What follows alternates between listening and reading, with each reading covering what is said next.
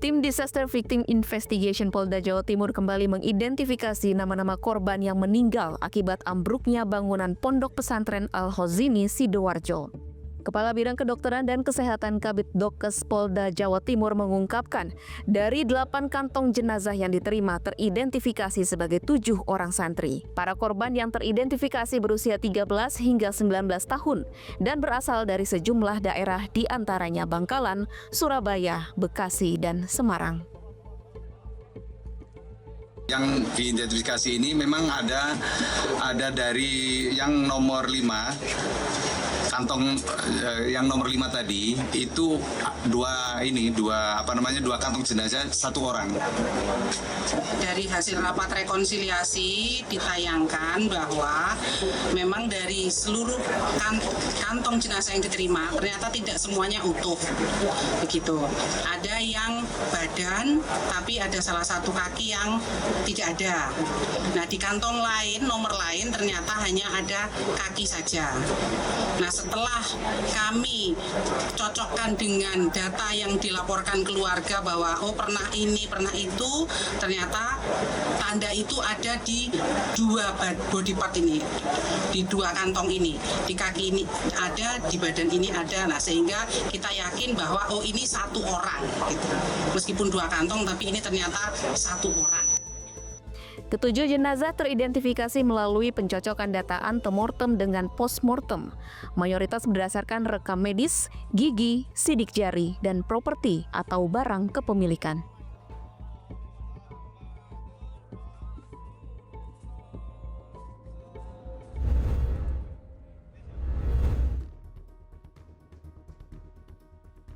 Menteri Hukum Supratman Andi Aktas menerbitkan surat keputusan tentang susunan kepengurusan baru Partai Persatuan Pembangunan. Surat keputusan ini menandai berakhirnya konflik dualisme kepemimpinan partai berlambang Ka'bah ini. Diketahui dualisme kepemimpinan terjadi usai muktamar pada 27 September lalu, di mana 2 kubu Mardiono dan Agus Suparmanto saling adu klaim sebagai ketua umum terpilih.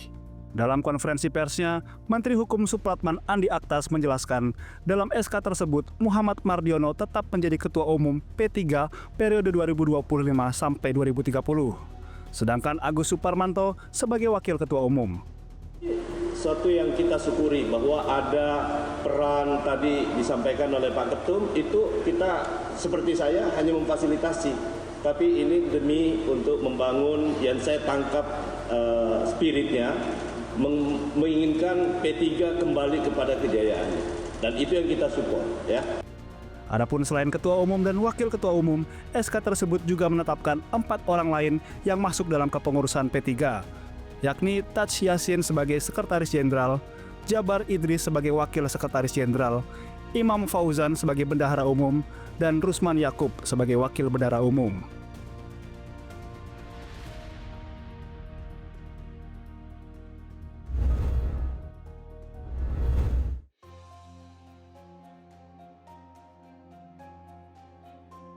Presiden Prabowo Subianto menyaksikan secara langsung penyerahan aset barang rampasan negara kepada PT Timah Tbk.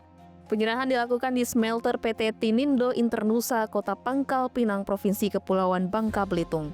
Penyerahan aset dilakukan secara berjenjang, dimulai dari Jaksa Agung kepada Wakil Menteri Keuangan, dilanjutkan dari Wakil Menteri Keuangan kepada CEO Danantara, dan akhirnya dari CEO Danantara kepada Direktur Utama PT Timah Tbk. Presiden pun tampak turut menyaksikan momen bersejarah ini yang menandai langkah besar pemerintah dalam memulihkan kerugian negara akibat praktik tambang ilegal di kawasan PT Timah.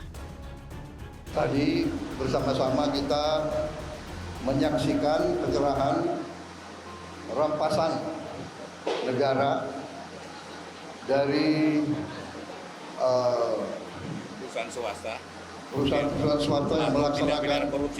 melaksanakan pelanggaran hukum, ya, illegal mining, tambang tanpa izin di kawasan PT Timah.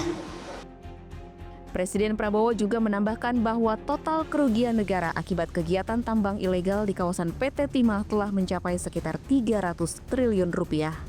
Jumlah yang mencerminkan besarnya kebocoran kekayaan negara yang harus segera dihentikan.